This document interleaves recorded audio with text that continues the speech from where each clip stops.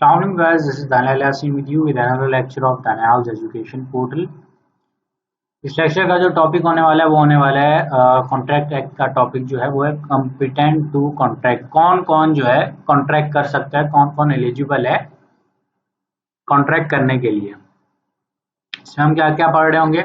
Who are competent to contract agreements with the minor agreements by persons of unsound mind, agreements with persons disqualified by law। अच्छा जी, अब यहाँ से हम कहाँ से स्टार्ट कर रहे होंगे, हम स्टार्ट कर रहे होंगे who are competent to contract से। Every person is competent to contract who is of the age of majority according to the law to which is subject. अब वो कह रहे हैं कि भाई जो है ना आपकी एज ऑफ मेजॉरिटी होनी चाहिए, इसके हिसाब से लॉ के हिसाब से जो भी उस बंदे को जो है उसे क्या कहते हैं लागू होता है, तो उस हिसाब से वो क्या होना चाहिए, जो मेजॉरिटी होनी चाहिए उसकी। And who is of sound mind, भाई जिसका दिमागी तवाज़ुन बिल्कुल ठीक हो। And who is not disqualified from contracting by any law to which is subject. अब भाई कोई भी ऐसा जो है ना इशू ना हो जिसकी वजह से वो जो है ना डिसक्वालीफाइड हो वो जो है वो कॉन्ट्रैक्ट करने के लिए। ठीक है जी। अब ये जो है ना बेसिकली अब क्या कर रहे होंगे हम ये जो अभी हमने पढ़ा है इसको हम अब पूरी डिटेल के साथ पढ़ रहे होंगे। अच्छा जी, इनकॉम्पिटेंट टू कॉन्ट्रैक्ट का इन्होंने एक चार्ट बनाया है। Incompetent to contract minor, unsound mind, disqualified by law. अच्छा जी, डिसक्वालीफाइड बाय लॉ कौन कौन से इन्होंने यहाँ पे साथ लिख भी दिए हैं। एलियन एनिमीज, वही जो हम अभी पिछले लेक्चर में हमने पढ़ा है कि कौन होते हैं वो। Foreign surveillance and ambassadors, convicts और इंसॉल्वेंट्स, ये हम पहले पढ़ चुके हैं। पहले वाला जो है ना ये हम वैसे पढ़ चुके हैं और ये नई चीजें आ जाएंगी। अच्छा जी,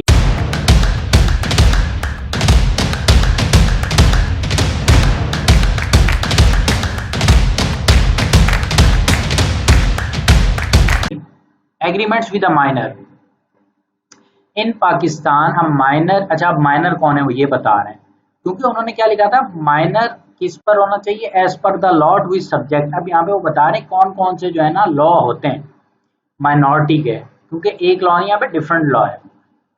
In Pakistan, minor is a person who has not attained majority, which is 21 years, where a guardian of a minor's person or property is appointed by the court of law under the Guardians and Wards Act 1890 or 18 years in other cases।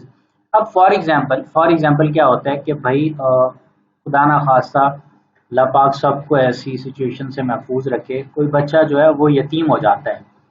अब property बहुत थी, सही है, उसके वालिद की property बहुत थी।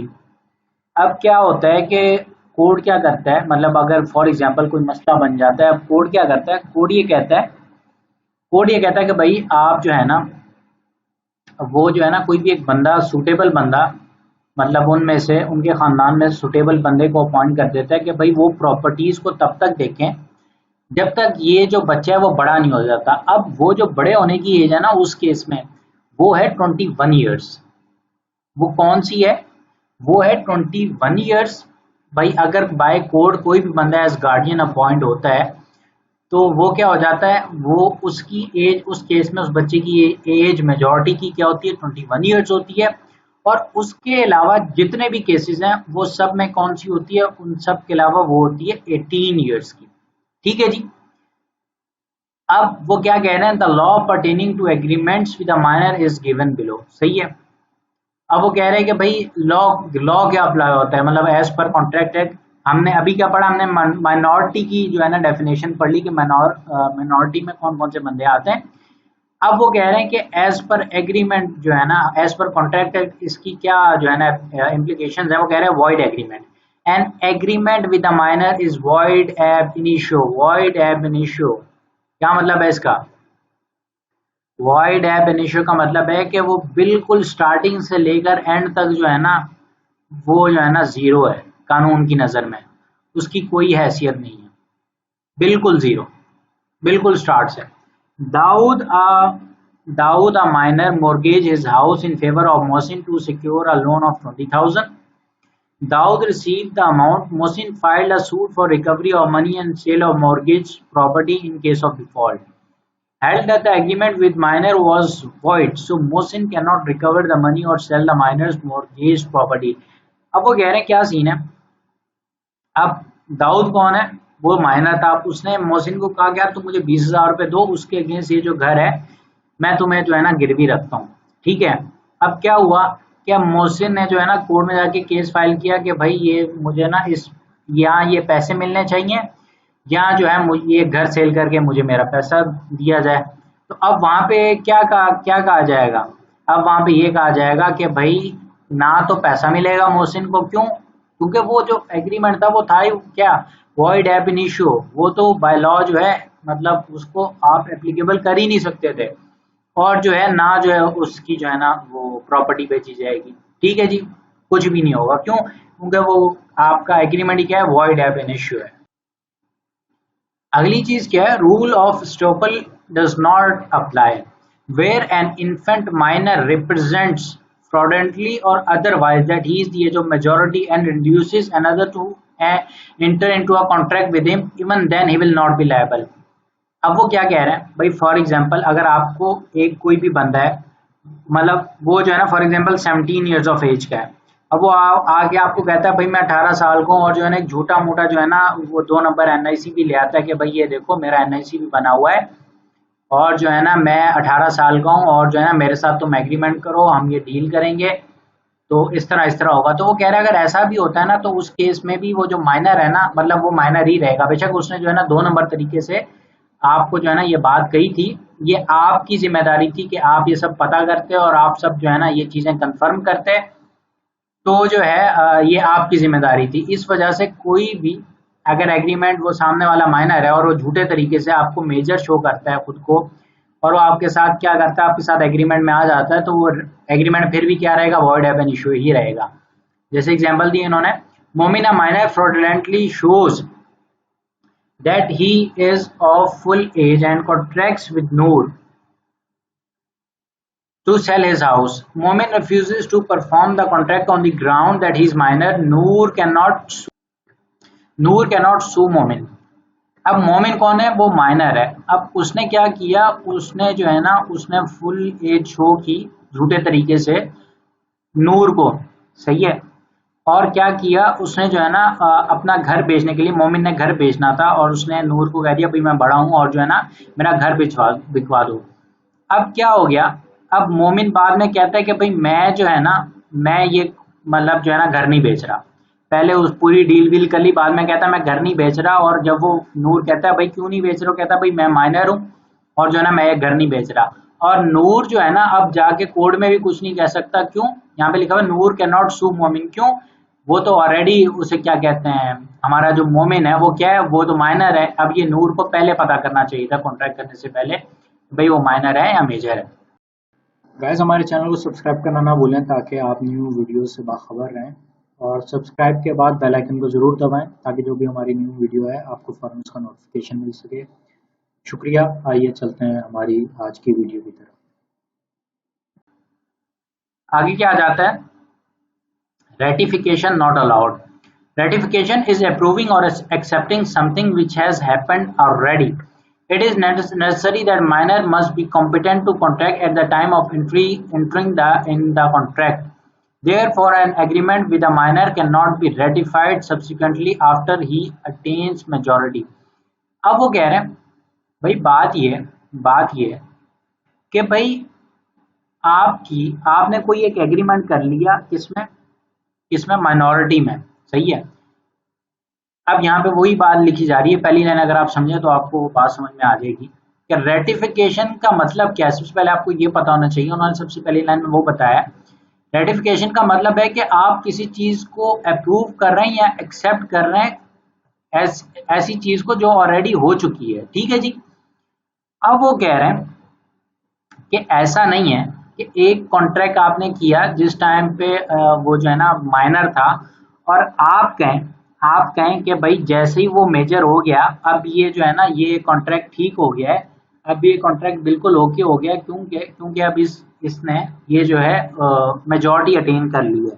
तो ऐसा जो है बिल्कुल भी एक्सेप्टेबल नहीं है, ऐसा बिल्कुल भी अलाउड नहीं है, और ऐसा भी जो हमारा जो होगा एग्रीमेंट होगा वो जो है वैलिड नहीं होगा। तो यही बात जो है ना यहाँ पे बता रहे हैं, जैसे उन्होंने एग्जाम्पल दी है। अच्छा जी, अब यहाँ पे एग्जाम्पल अगर हम देखें, Maria a minor borrowed some money and wrote a pro note for it. On attaining majority, Maria wrote a second pro note to settle the first one. It was held that second pro note is also void. जब pro note क्या होता है, basically जो unsecured loans होते हैं उनके लिए एक जो है ना, समझ ले यूँ कह लें कि डॉक्यूमेंटेशन जो की जाती है उसे प्रो नोट कहा जाता है। अब वो कह रहे हैं मारिया जब माइनर थी उसने एक प्रो नोट लिखा जो उसने पैसे लिए थे उसके लिए, सही है। और जब वो मेजॉरिटी की एज में आ गई तो उसने एक दूसरा प्रो नोट भी लिख दिया भाई, फॉर एग्जांपल उसने लिख दिया कि भाई जो पहले वाला प्रो नोट है वो अभी भी जो है ना स्टैंड करता है, मैं उसके लिए अभी भी लायबल हूँ। तो वो कह रहे हैं कि भाई ऐसा है कि जो पहला प्रो नोट था ये उसी से जो है ना लिंक्ड है, क्योंकि आपका एग्रीमेंट कब हुआ था, माइनॉरिटी में हुआ था, इसी वजह से आपका जो सेकंड प्रो नोट है वो भी क्या है, वो भी वॉइड है। तो ठीक है जी, आई होप समझ में आ गया होगा आपको। Contract by minor and adult jointly. If a minor enters into an agreement jointly with a major person, then such agreement can be enforced against the major person who has jointly promised to perform. अब वो कह रहे हैं for example, अब एक जो है ना 17 साल का लड़का है और एक जो है ना 19 साल का है। अब क्या है कि अगर एक एग्रीमेंट में एक एग्रीमेंट बनता है, अब वो दोनों मिलके एक एग्रीमेंट करते हैं किसी तीसरे बंदे के साथ, for example sale of property का केस है, एक 17 साल का है और एक 19 साल का है। तो क्या है, अब जिसको वो सेल कर रहे हैं, अगर फॉर एग्जांपल कोई मसला होता है तो वो जो सामने वाली पार्टी है वो जो है केस कर सकती है, लेकिन वो किसके अगेंस्ट होगा, वो माइनर के अगेंस्ट नहीं होगा, वो जो 19 साल का लड़का है उसके अगेंस्ट होगा। जो 17 साल का लड़का है वो फिर भी जो है ना बाइज्जत क्या हो जाएगा, मतलब उसको साइड पे कर दिया जाएगा। एग्जाम्पल क्या दिए, Hussain age 16 and Burhan age 26 jointly agree to pay certain amount and executed a bond. The court held that only Burhan is liable. वही बात आ गई कि भाई सिर्फ वही एक जो मेजर है वही लायबल होगा। अच्छा जी, minor may be admitted to benefits of partnership. अच्छा, बेनिफिट्स लिखा हुआ है, लॉसेस नहीं लिखा हुआ, ये ख्याल करिएगा। A minor can be admitted for the benefits of partnership with the consent of all the partners. He cannot be a partner until he attains majority. अब वो कह रहे हैं कि भाई फॉर एग्जांपल जैसे ना प्रॉफिट का एक शेयर जो है ना वो एक जो है ना बंदे को, एक बच्चे को वो दे रहा, फॉर एग्जांपल अब क्या था, अब तीन दोस्त मिलके एक बिजनेस कर रहे हैं ना, अब उन्होंने क्या देखा कि उनका एक चौथा दोस्त उनके साथ बिजनेस में नहीं था लेकिन उसकी डेथ हो गई। अब उसका जो बच्चा है अब उसकी भी कफालत करनी है, उन्होंने क्या किया, उन्होंने अपनी पार्टनरशिप में उसे जो है ना एक प्रॉफिट शेयर दे दिए, जैसे 10% का। अब वो कह रहे हैं कि भाई वो जो है ना क्या हो जाएगा, वो पार्टनर तो नहीं बनेगा, उसे वो प्रॉफिट मिलता रहेगा लेकिन वो पार्टनर नहीं बनेगा जब तक जो है ना वो मेजोरिटी की एज में नहीं पहुंच जाता। Minor may be admitted to benefits of partnership. Saima, Kashif and Anam are partners in a firm. In order to obtain capital from Maria, a minor, they make a contract with Talal, who is guardian of Maria. Maria can be admitted to the benefits of the firm. अब वो क्या कह रहे हैं कि भाई अब क्या तीन बंदे हैं, उन्होंने क्या करना था, उन्होंने एक फर्म खोल ली थी, लेकिन क्या है उनके पास पैसा नहीं था। अब एक मारिया है लेकिन उसके पास क्या, उसके पास पैसा है लेकिन वो जो मेजोरिटी पे नहीं है। अब उसका एक गार्जियन है, गार्जियन गार्जियन कौन है, तलाल है। उन्होंने तलाल के साथ डील कर ली कि भाई हम इतना % इसका शेयर रखेंगे, आप जो है ना हमें क्या कर लो, आप हमें पैसा दे दो। अब वो क्या हो गया, अब वो पार्टनर नहीं होगी, क्या होगा, मारिया पार्टनर नहीं होगी, सिर्फ वो क्या हो जाएगी, वो बेनिफिट्स ऑफ द फर्म के साथ एडमिट होगी, लेकिन वो पार्टनर नहीं होगी तब तक जब तक वो एज ऑफ मेजोरिटी को हासिल नहीं कर लेती। Minor as an agent, a minor can be agent but cannot be a principal. However, if anyone acts on behalf of minor principal, he will be personally liable. अब वो कह रहे हैं minor can be agent but cannot be a principal. अब भाई minor क्या है, अब minor किसी के बिहाफ पे आ सकता है, क्या कर सकता है, किसी के बिहाफ पे आ सकता है। कोई जैसे फॉर एग्जांपल कोई 20-25 साल का बंदा है, उसने एक बंदा हायर किया हुआ है, 17 साल का 16 साल का एक लड़का हायर किया हुआ है कि भाई तुम जो है ना तुम जाके मेरे बिहाफ पे तुमने ये डील करनी है। तो अब क्या हो गया, अब क्या हो गया, अब वो डील किसी और के बिहाफ पे हो रही है, प्रिंसिपल कोई और है, सही है।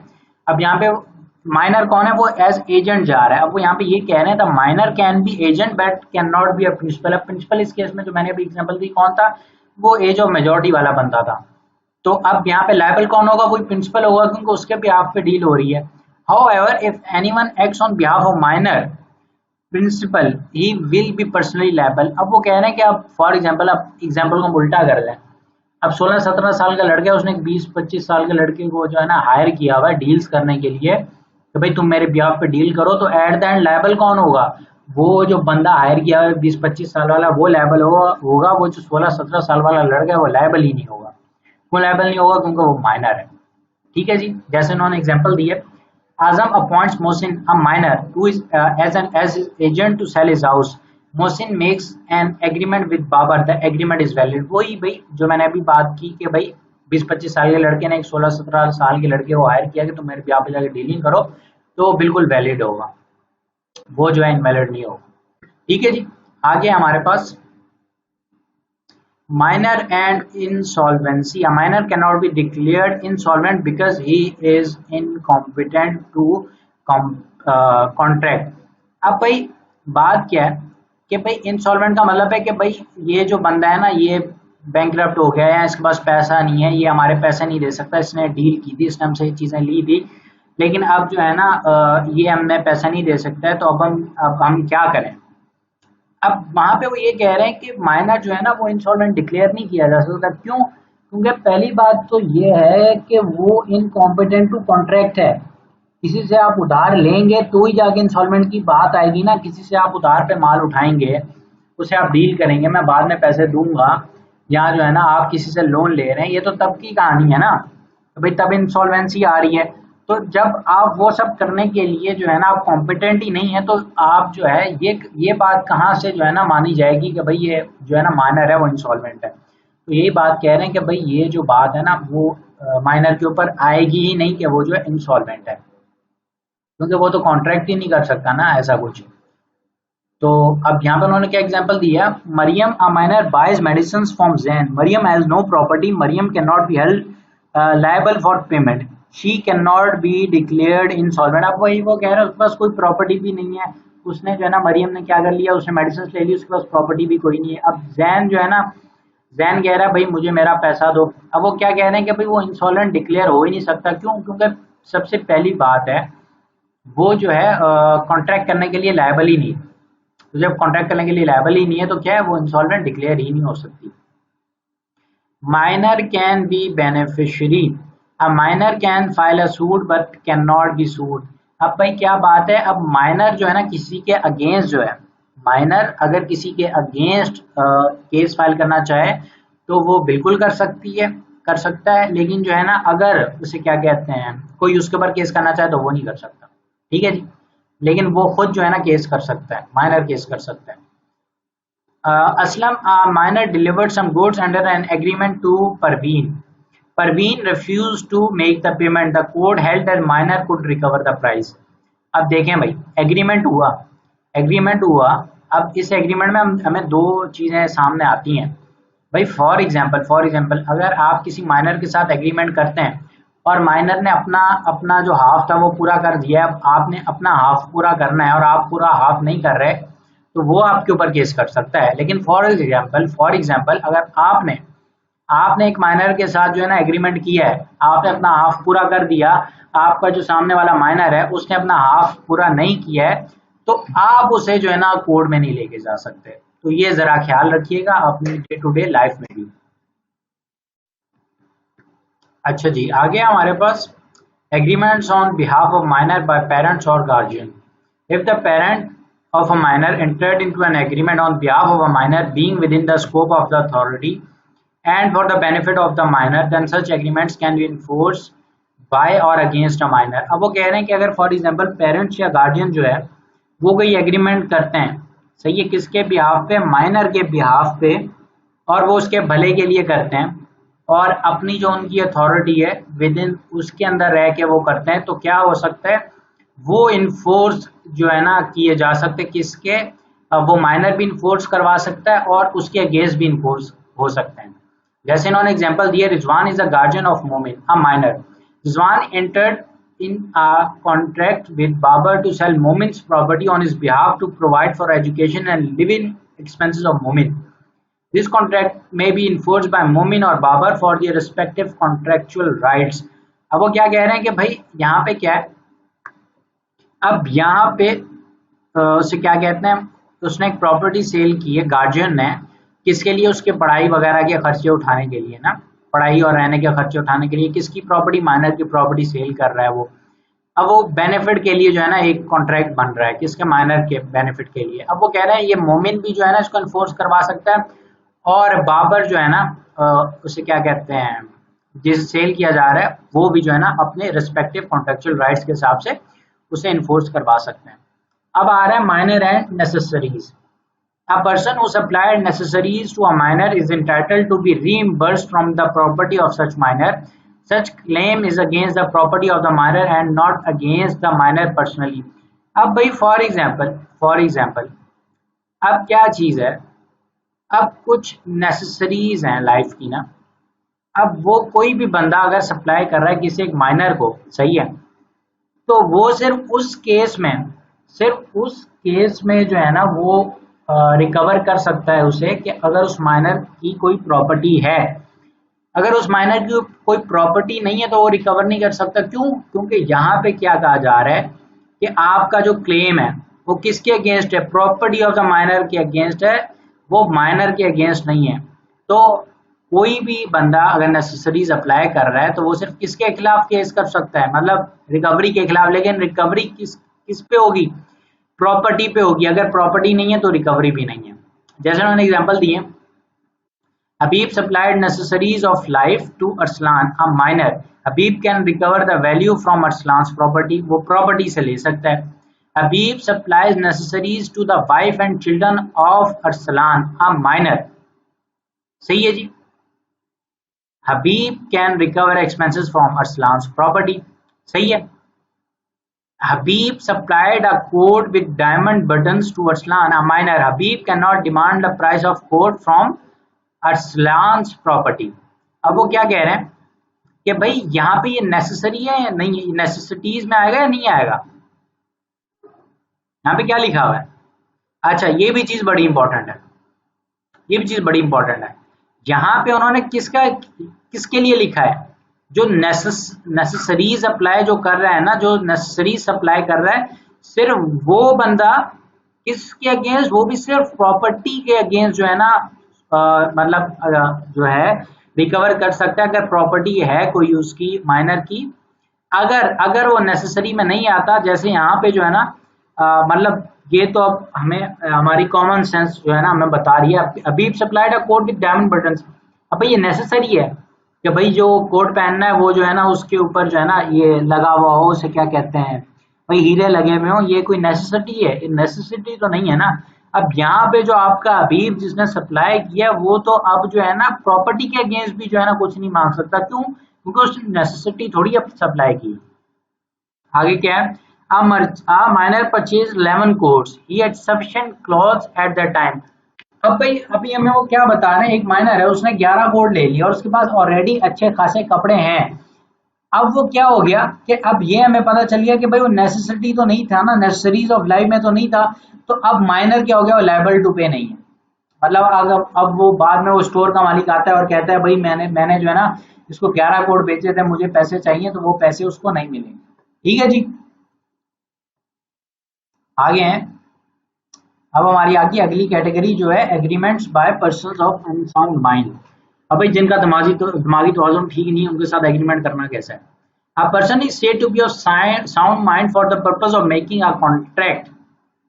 अब वो कह रहे हैं कि भाई साउंड माइंड का बंदा कौन होता है, हमें वो एक क्राइटेरिया दे रहे हैं, किसका, साउंड माइंड का एक हमें वो क्राइटेरिया दे रहे हैं कि भाई अगर इन केस कोई बंदा इसके अंदर फॉल करता है तो ठीक है, इसके अलावा जितने भी बंदे हैं वो कहाँ पे आ जाएंगे, वो अनसाउंड माइंड में आ जाएंगे। If at the time when he makes it, a person is said to be of sound mind for the purpose of making a contract if at the time when he makes it he is capable to understand the terms of the contract, to form a rational judgment as to its effect upon his interest. अगर हम इसको simple अल्फाजों में समझना चाहें, वो कह रहे हैं कि भाई कॉन्ट्रैक्ट की जो भी टर्म्स है उन सबको वो बिल्कुल अच्छे तरीके से समझता हो। ठीक है जी, और वो ये जानता हो कि अगर वो एग्रीमेंट साइन करेगा तो ये जितनी चीजें जो है ना इस एग्रीमेंट में उसका उसकी लाइफ पर क्या असर होगा और जो है वो किस किस चीज के लिए लायबल होगा, क्या क्या उसे करना पड़ेगा, क्या क्या उसे लायबल नहीं करना पड़ेगा, और उससे उसकी लाइफ पर क्या क्या इफेक्ट आ सकता है, उसे वो सब बहुत अच्छे से पता हो। अब वो कह रहे हैं कि दस if a person is not capable of both, कि भाई वो रैशनल जजमेंट भी नहीं कर सकता कि भाई उसकी लाइफ पे वो क्या हो सकता है, क्या क्या इफेक्ट पड़ेंगे, क्या क्या असर आएंगे, और वो जो है ना वो ये भी नहीं समझ सकता कि भाई ये टर्म्स ऑफ कॉन्ट्रैक्ट है क्या, भाई ये क्या क्या जो है ना ये कहा जा रहा है मुझे। तो अगर वो इन दोनों का केपेबल नहीं है तो क्या क्या क्या कहा जाएगा उसे, कि भाई उसे ये कहा जाएगा कि ये बंदा अनसाउंड माइंड का है। अच्छा, उन्होंने एग्जाम्पल क्या दिए थे, examples of person having an unsound mind include specific persons, idiots, permanent insanity with no interval of saneness. अच्छा, कुछ बंदे होते हैं ना जिनको जैसे मिर्गी के दौरे पड़ते हैं, तो वो जो है वो एक ऐसी बीमारी है कि भाई कुछ टाइम के लिए होती है, बाद में बंदा जो है ना बिल्कुल परफेक्ट हो जाता है। तो वो पहली जो उन्होंने कैटेगरी लिखी है वो लिखी है, वो ऐसा नहीं बंदा हो कि जो कभी ठीक हो कभी जो है ना वो ठीक ना हो, बल्कि ऐसा बंदा जो कंप्लीटली पागल हो, मतलब जो है ना जिसको भाई ये सर्टिफिकेट मिला हुआ हो कि भाई ये बंदा जो है ना ये 24 घंटे जो है ना पागल ही है। दूसरा कौन है, लोनेटिक्स, मेंटल स्ट्रेन और disease with possibility with some intervals of sanity. For example disorders होते हैं, ऐसे मेंटल डिसऑर्डर्स होते हैं जो most of the time person क्या होता है कि भाई वो जो है ना वो मतलब अपना दिमागी तौर उसका ठीक नहीं होता, बिल्कुल कभी कभी जो है ना बिल्कुल rarely, rarely, extreme rare cases में वो जो है ना थोड़ा वो दिमाग उसका ठीक काम करता है। Drunken persons, the excessive use of certain substances may cause temporary importance of mind. अब ड्रंकन जो है ना, ड्रंकन का मतलब जो है ना इसमें बहुत चीजें आ जाती हैं आपकी, जो है ना वो शराब आ जाती है, फिर आपकी जो है ना डिफरेंट टाइप की जो है ना जैसे ओपियम आ जाता है, आपका कोकेन आ जाता है, तो मतलब डिफरेंट चीजें। भाई नशावर कोई भी चीज हो, जब वो बंदा अपने ज़हनी तवाज़ुन में ना हो तो ड्रंकन में आ जाएगा। भाई उसने कोई भी नशा किया हो उसकी वजह से उसकी जो है ना सेंसेस में ना हो बंदा, तो ड्रंकन में आ जाएगा। तो वो भी कौन सी कैटेगरी में आ जाएगा, तो वो भी आपका अनसाउंड माइंड की कैटेगरी में आ जाएगा। अच्छा जी, अगला क्या है, position of agreements with a person of unsound mind. भाई फॉर एग्जांपल आप किसी के साथ जो है ना एग्रीमेंट कर लेते हैं, अनसाउंड माइंड का बंदा है उसके साथ आपका एग्रीमेंट है, तो अब वो बता रहे हैं कि वो एग्रीमेंट कहाँ पे स्टैंड करेगा as per law. The positions of such agreements are given below. An agreement with a specific person idiot is void. भाई जो 24 घंटे है ही पागल बिल्कुल, तो क्या हो जाएगा, उसके साथ एग्रीमेंट आपका क्या है, वो वॉइड है। If a lunatic enters into a contract while he is of unsound mind, and agreement during this period is void। अच्छा, lunatic हमने क्या कहा था कि भाई वो most of the time क्या है कि भाई उसका जो है ना दिमाग ऐसा है कि भाई वो पागलों जैसा होता है, लेकिन उसका कुछ टाइम ऐसा भी आता है दिन में कि भाई वो बिल्कुल जो है ना अपने सेंसेस में होता है। तो कह रहे हैं अगर वो ऐसे टाइम पे हम उसके साथ एग्रीमेंट करें जिस टाइम पे मतलब उसकी पागलों वाले हालात हैं, तो वो कौन सा एग्रीमेंट हो जाएगा, वो वॉइड एग्रीमेंट होगा। लेकिन ये जो थर्ड पॉइंट है हमारा, ये जो थर्ड पॉइंट है इसके अंदर वो ये कह रहे हैं कि भाई इन केस आप तब उसके साथ एग्रीमेंट में एंटर होते हैं जब उसका दिमागी तवाजुन जो है वो थोड़ा बेहतर है, वो जो है सेंसेस में अपने, और वो रैशनल डिसीजन ले सकता है या वो समझ सकता है कि भाई ये एग्रीमेंट में क्या लिखा हुआ है, तो उस पीरियड में वो क्या हो जाएगा, वो जो आपका कॉन्ट्रैक्ट है वो वैलिड हो जाएगा। ठीक है जी। फिर है आपका आगे, a person delirious from fever or drunken person cannot enter into a contract while such delirium or drunkenness last and is not able to understand the terms of the contract or form a rational judgment। अब भाई यहाँ पे क्या कहना है कि भाई जैसे फॉर एग्जांपल 104 का बुखार होता है तो बंदा जो है ना बेहोशी की हालत में होता है, नींद बेहोशी की हालत में होता है। अब वो कह रहे हैं कि ऐसी ऐसी कोई हालात हो या जैसे गर्दन तोड़ बुखार होता है, ऐसे हालात हों, या जो है बंदा जो है ना वो ड्रंक है, वो किसी भी वजह से मतलब उसने शराब पी है या कोई भी और इश्यू है जिसकी वजह से वो ड्रंक कंडीशन में है, मतलब वो अपने सेंसेस में नहीं है, तो जितने टाइम तक ऐसी कंडीशन है उसके दरमियान में क्या हो जाएगा, वो हमें पता है कि ना वो टर्म्स ऑफ द कॉन्ट्रैक्ट समझ सकता है उस टाइम पे, ना जो है वो रैशनल जजमेंट जो है बना सकता है। तो क्या हो जाएगा उस टाइम पे अगर वो कोई भी एग्रीमेंट करेगा तो वो क्या हो जाएगा, वो वैलिड नहीं होगा। लेकिन अगर इन केस वो इन कंडीशंस के बाद भी एग्रीमेंट करेगा तो वो ऑब्वियसली वो वैलिड होगा। अ person of unsound mind can enforce a contract for his benefits. अब यहाँ पे बड़ी आला गेम आ गई है, यहाँ पे बड़ी आला गेम आ गई है। फॉर एग्जाम्पल कोई अनसाउंड माइंड का बंदा है, आप उसके साथ कॉन्ट्रैक्ट कर लेते हो, आपको पता है अनसाउंड माइंड का बंदा है, आप उसके साथ कॉन्ट्रैक्ट कर लेते हो। अब वो क्या है, वो बंदा जो है आपके अगेंस्ट केस कर सकता है, आप उसके अगेंस्ट नहीं कर सकते, लेकिन वो अपने बेनिफिट्स के लिए क्या कर सकता है। अब वो कह रहे हैं कि अपने अपने बेनिफिट्स के लिए वो जो है वो कोई भी कॉन्ट्रैक्ट जो इन्फोर्स करवा सकता है, लेकिन जो है उसके अगेंस्ट जो है ना फिर आप कुछ भी नहीं कर सकते। A person who supplied necessaries to a person of unsound mind or his dependent is entitled to reimburse from the property of such person of unsound mind. Such claim is against the property of the person of unsound mind and not against the person personally. अब यहाँ पे basically वो क्या कह रहे हैं, ये बिल्कुल माइनर वाला केस है कि भैया आप माइनर के अगेंस्ट कोई केस नहीं कर सकते, आप क्या कर सकते हैं, आप उसकी प्रॉपर्टी के अगेंस्ट केस कर सकते हैं, वो भी सिर्फ तब जब आपने नेसेसरीज सप्लाई की हो। किसको, यहाँ पे वो कहा जा रहा है supplied necessaries to a person of unsound mind और इज डिपेंडेंट। फॉर एग्जांपल एक बंदा है, उसके बीवी बच्चे हैं, तो उनके लिए वो नेसेसरीज सप्लाई कर रहा है या उस बंदे के लिए सप्लाई कर रहा है, तो वो क्या कर सकता है, वो मतलब रिकवर कर सकता है पैसे, लेकिन किसके प्रॉपर्टी से। अगर उसकी प्रॉपर्टी नहीं है तो फिर भी वो जो है ना रिकवर नहीं कर पाएगा।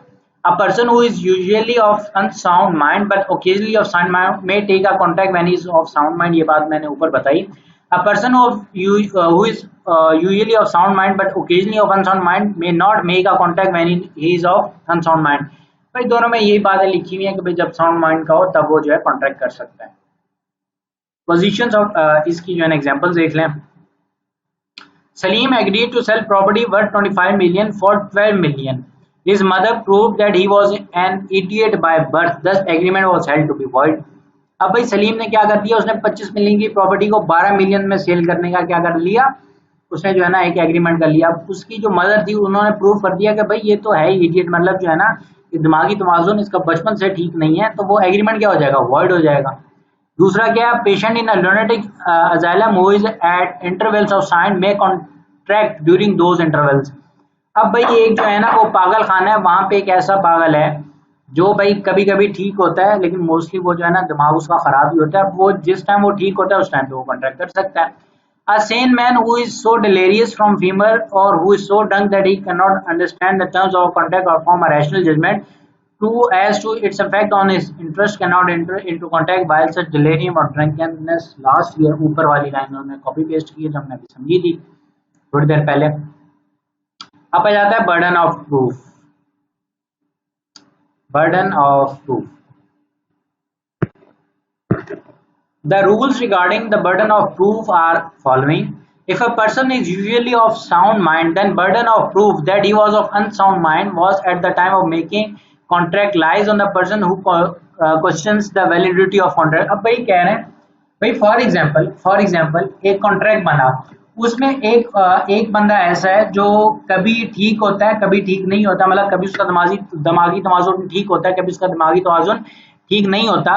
अब वो कह रहे हैं अगर कोई बंदा कहता है कि भाई ये जो कॉन्ट्रैक्ट है ये वैलिड नहीं है, क्योंकि जब ये कॉन्ट्रैक्ट हुआ था वो बंदा दिमागी तवाज़ुन के ठीक हालात में नहीं था, तो वो जो बंदा ये क्वेश्चन उठाता है कि कॉन्ट्रैक्ट वैलिड है या नहीं है, तो उसको ये प्रूव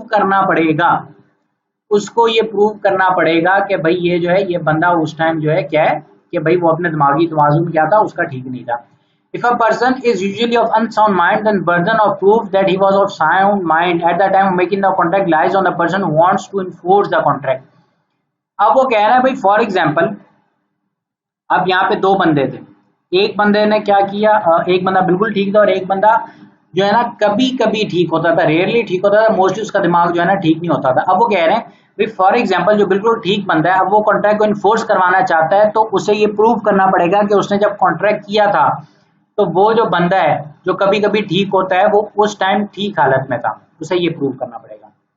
अब एग्जांपल क्या दी हुई है, Farhan is a lunatic usually of sound mind but occasionally of unsound mind. He entered into a contract with Sajid and now wants to set aside the contract on grounds of unsoundness of mind. The burden of proof that Farhan was of unsound mind at the time of making the contract lies on Farhan। अब वो कह रहे हैं कि यहाँ पे जो पहली एग्जांपल थी, ये पहला जो पॉइंट था उसकी बात हो रही है पहले पॉइंट की, कि भाई अगर इन केस जो है ना एक बंदा तकरीबन ठीक होता है, कभी कभी उसका दिमाग ठीक नहीं होता, वो कहता है कि भाई मैंने जो है ना ये कॉन्ट्रैक्ट तब किया था कि भाई मैंने जो है मेरा जब दिमाग ठीक नहीं था, तो उसे ये प्रूव करना पड़ेगा कि उस जिस टाइम उसने कॉन्ट्रैक्ट किया उस टाइम उसका दिमाग ठीक नहीं था। Burden of proof occasionally of unsound mind. Abid is a lunatic, usually of unsound mind and occasionally of sound mind. He enters into a contract with Saji and now wants to set aside the contract on ground of unsoundness of mind. The burden of proof that Abid was of sound mind at the time of making the contract lies on Sajid. अब भाई दूसरी वाली example जो मैंने दूसरी वाला जो point मैंने एक्सप्लेन किया था भाई, फॉर एग्जांपल आपका जो है आपके साथ जो बंदा जो कॉन्ट्रैक्ट में आया है वो क्या करता है, वो ये प्रूव कर मतलब जो है ना वो मोस्टली जो है ना मोस्टली उसका दिमाग खराब रहता है, कभी कभी ठीक रहता है। तो अब जब वो फॉर एग्जांपल वो कहता है कि भाई मैंने जब ये कॉन्ट्रैक्ट किया मेरा दिमाग खराब था, मेरा दिमाग ठीक नहीं था, तो क्या करना पड़ेगा, वो जो बंदा ठीक है उसे प्रूव करना पड़ेगा कि सामने वाला बिल्कुल ठीक था जब उसने ये कॉन्ट्रैक्ट किया था। अच्छा जी, अब क्या आ जाता है agreements with persons disqualified by law.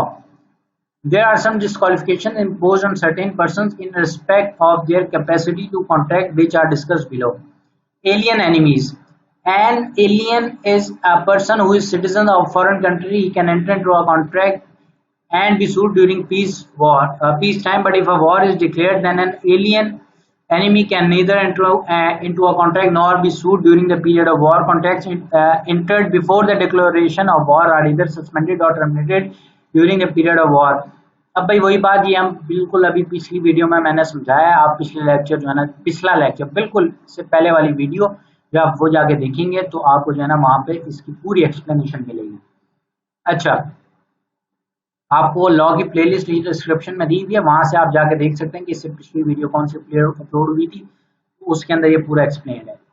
Foreign servants and ambassadors, ये नई चीज है। Such persons have immunity unless they have chose to submit themselves to the jurisdiction of a court. They have a right to enter into a contract but can claim the privilege of not being sued. अब भाई ये जो आपके foreign nationals आते हैं, सही है, जो एम्बेसडर्स होते हैं, जो आपके एम्बेसी स्टाफ होता है जो फॉरेन से आ रहा होता है, वो सब क्या होता है, वो जो होता है उन्हें इम्यूनिटी मिली भी होती है कि भाई वो जो है ना उसे क्या कहते हैं, उनको जो है ना सू नहीं किया जा सकता, उनके ऊपर कोई प्रोसीडिंग्स नहीं की जा सकती कोर्ट में। तो ऐसे पर्सन्स भी जो है ना वो कह रहे हैं डिस्क्वालिफाइड बाय लॉ है किसके एग्रीमेंट करने के लिए। वो कह रहे हैं कि वो सिर्फ तभी उनको जो है ना सू किया जा सकता है, उनके ऊपर कोर्ट किया जा सकता है जब वो खुद जो है ना वो कहें हाँ भाई ठीक है आप जो है ना मेरे ऊपर केस चला सकते हैं। ठीक है जी, अब जो है हमारा अगला क्या है, अगला हमारा convict. A convict while under imprisonment is incapable of contracting, but this disability comes to an end after the expiry of the sentence or when he is on parole। अब वो कह रहा है भाई फॉर एग्जांपल अगर कोई बंदा जो है ना जेल में है वो कॉन्ट्रैक्ट नहीं कर सकता, लेकिन वो कॉन्ट्रैक्ट तब कर सकता है जब फॉर एग्जांपल वो पेरोल में बाहर आया हुआ है, वो तब कॉन्ट्रैक्ट कर सकता है, लेकिन जितना टाइम वो जेल में है तब वो नहीं कर सकता। अगर वो पेरोल पे आया है या उसकी जो है ना सजा खत्म हो गई है तब वो कॉन्ट्रैक्ट कर सकता है। Insolvent, a person declared as insolvent cannot enter into a contract as his property is dealt with by official assignee or official receiver। अब भाई वो कह रहे हैं जब इंसॉल्वेंट डिक्लेयर हो गया, भाई बैंकरप्ट डिक्लेयर हो गया है बंदा, तो वो कहते हैं भाई उसके पास तो कुछ भी नहीं रहा ना, उसके पास जब कुछ रहा ही नहीं है तो कॉन्ट्रैक्ट किसकी बेसिस पे करेगा, किस चीज का कॉन्ट्रैक्ट करेगा। तो भाई वो कह रहे हैं कि भाई ऐसा बंदा जो है वो भी कॉन्ट्रैक्ट के अंदर एंटर नहीं हो सकता। सही है, एग्जाम्पल क्या दिया, Sajid an insolvent promises to sell his car to Babar. वो कार सेल कर ही सकता, क्यों, जब एक बंदा बैंकरप्ट डिक्लेयर हो जाता है तो उसकी जो प्रॉपर्टी होती है, जब वो इंसॉल्वेंट डिक्लेयर हो जाता है, बैंकरप्ट डिक्लेयर हो जाता है, तो उसकी सारी प्रॉपर्टी जब्त कर ली जाती है और वो एक बंदे को साइन कर दी जाती है जैसा कि यहाँ पे लिखा गया है ऑफिशियल साइनिंग और ऑफिशियल रिसीवर। तो वो जो है ना फिर उसके कुछ भी नहीं रहता, तो वो कुछ बेच भी नहीं सकता अपनी तरफ से ना। यहाँ पे वही बात लिखी हुई है कि भाई Sajid, an insolvent, promises to sell his car to Babar. The agreement is void. The property will be dealt by official assignee. Companies. A company is an artificial person and a contract entered by a company will be valid only if it is within the powers granted to it by the Memorandum of Association। ये हम आगे जाके पढ़ेंगे Memorandum of Association को, और भाई कैसे power grant किए जाते हैं, तो फिर आपको ये बात समझ में आ जाएगी। लेकिन फिलहाल तक आप अभी सिर्फ इतना समझ लें कि अगर जो है ना वो जो पावर्स दिए गए हैं मेमोरेंडम ऑफ एसोसिएशन की तरफ से ये पावर दिया गया है कि भाई वो उस स्पेसिफिक चीज के लिए कॉन्ट्रैक्ट में एंटर हो सकते हैं, तो फिर जो है ना कंपनी एंटर हो सकती है, तो वो वैलिड है, नहीं तो वो वैलिड नहीं है। ठीक है जी।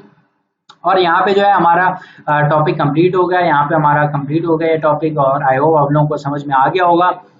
और कोई भी क्वेश्चन आप कमेंट में डाल सकते हैं। तो मिलते हैं हमारी अगली वीडियो में।